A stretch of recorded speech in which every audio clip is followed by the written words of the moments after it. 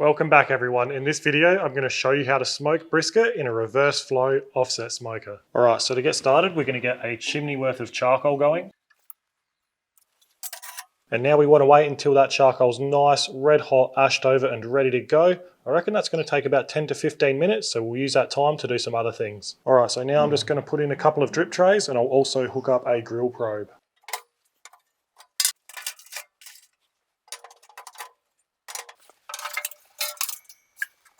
Alright, now our smoker's set up, we can trim and season this brisket. Alright, so I'm just going to flip it over and we'll start by trimming the underside. Now we just want to work on taking any excess fat and silver skin off the bottom.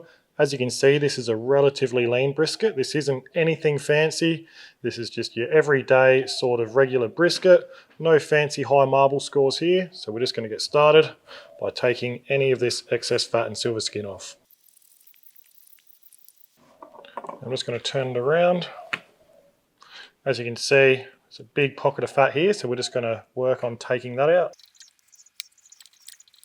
That's not very thick in there, so I'm happy to leave that. And if you've got any thin edges or ends, don't hesitate to square them up as well. Alright, I'm happy with how that underside's looking. Let's flip it back over and we'll work on the top. Now, because this is a leaner brisket, I really don't want to trim too much, if any, of that top fat off. There's a layer, a few mil worth, so I'm happy to leave that on. We're just going to trim this top flap off, just so it's nice and uniform. And you really want to try and trim your brisket in a way that it's going to be nice, even and uniform. That's really going to help it cook nice and even as well. Alright, I'm actually quite happy with how that's looking, so let's season it up. Alright, so we're just going to be using a beef rub I'm working on. If you've got another favourite beef rub, feel free to use that. But first, we're going to give our brisket a nice light coat in some yellow mustard. That's just going to act as a binder and really help our rub stick to the meat. So let's go ahead and get this brisket seasoned up. Alright, so as you can see, our charcoal's ready, so we can take our chimney out. We'll get our charcoal basket in, and then we can dump our charcoal in. Then we can get a wood split on. I'm going to be using some iron bark today. And we're going to leave both our firebox lid and side door open until this log is burning nice and clean. Alright, so it's only been around a minute and that log is burning nicely. So we can shut our firebox lid, but I'm going to leave our firebox door open. You'll also want to make sure your chimney stack's open. Then we can preheat the next log we'll use on top of the firebox lid. Alright, so we're just going to give our smoker 5 to 10 minutes just to sort itself out, to clear up any dirty smoke. We've got some pretty nice clean smoke coming through at the moment, but you really just want to see what happens in the first 5 or 10 minutes. Because we're running this in reverse flow, those tuning plates really restrict the airflow. So I find a lot of the time, I've got to run my offset smoker with that side firebox door open for the majority of the cook. And that just really helps increase the airflow going through your smoker, like I said, because those tuning plates do restrict it quite a bit. So we'll give our barbecue 5 to 10 minutes and we'll be back when we're ready to get this brisket on. Alright, so it's been 5 minutes. We're sitting very close to that temperature I want to be at, which for this cook is going to be around the 250 Fahrenheit or 120 Celsius. So let's get this brisket on. So I'm going to place our brisket right here. And because we're running in reverse flow, the point end of our brisket is going to be facing towards the end of our tuning plates. Remember that the heat is traveling under our tuning plates. It's coming under, up through here. So the bulk of the heat and the hottest part of our smoker is going to be around this part here. So that's why you want to place the thicker point end of the brisket towards that part of the smoker. So let's close this lid and let this brisket smoke away. Alright, now our brisket's on. All we've really got to worry about now for the first few hours is maintaining a nice, clean and steady burning fire. Now from this point, it is very similar to running a standard offset smoker in standard flow, but like I mentioned earlier, you just got to give it a bit more oxygen to push that airflow around and through them baffle plates. So if you want to check out an in-depth video on offset smoker fire management, I'll put a link down in the description for you to check out. But for now, we're going to come back once we're a couple of hours into this cook. Alright, we're about 3.5 hours into this cook. Holding temperature nicely. We've got a bit of rain around, so I do apologise if you're picking any of that up, but let's have a look at this brisket. So I have moved the brisket a bit closer towards the end of the baffle plates where it is a little bit hotter because our point was quite a ways behind where our flat was internally. But as you can see then, it's caught up nicely and they're almost even. Really happy with how the brisket's looking. I'm happy to wrap this up. So what I'm going to do in preparation, as you can see, we've got some butcher's paper here. As this is a lean brisket, I'm going to lay some beef tallow down. Now, if you don't have any beef tallow, you can use butter for this part. Now we'll get our brisket out and place it on top of that beef tallow. We'll put a bit more tallow on top. And this is just really going to help it retain moisture. Now we can wrap it up nice and tight and get it back in the smoker.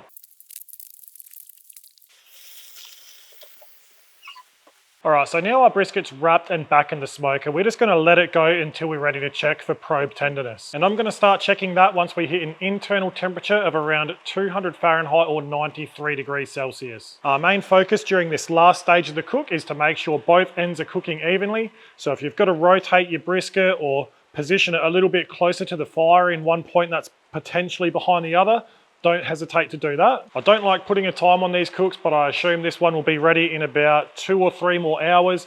It's only a 5 kilo brisket, so it's not massive. But if you've got a meat probe, feel free to put them in now, and we'll come back once we've hit that 200 Fahrenheit or 93 degrees Celsius internal mark. All right, we've been wrapped up for just over 3 hours now, so we're just about 7 hours into this cook.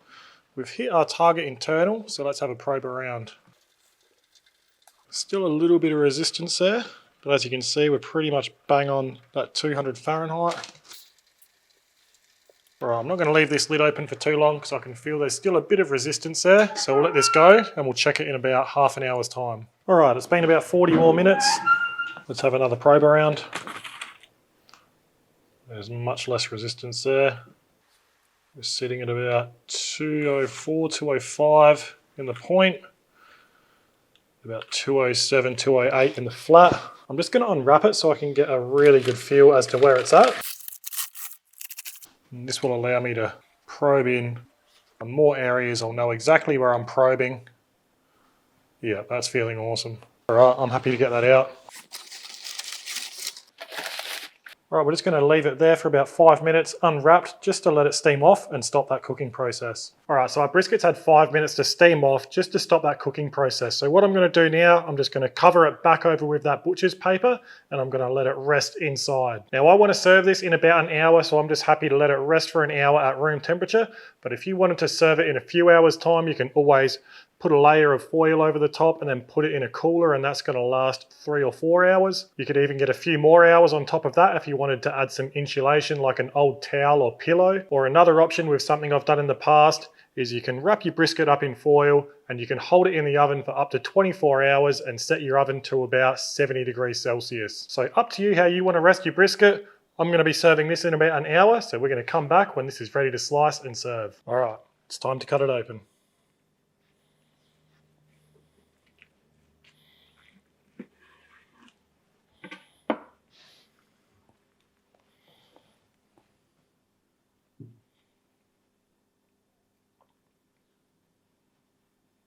That looks incredible. So when you're slicing a brisket, you've got the point end here. As you can see, that's the thicker end. And you've got the muscle on top that sort of works around this way. And then we've got the flat, so we can continue slicing that the same way we just sliced our brisket in half then. Now cut your slices as thick as you want, but the good way to see if a brisket is done right, should be nice and juicy, should pass the bend test, it should hold up under its own weight, but it should pull apart with ease. So that passes all the requirements in my book, so we'll continue slicing and then have a taste. Alright, so there's all our flat slices. And with your point, you want to turn it around 90 degrees, and we're going to start taking slices off this way until we get through that top point muscle.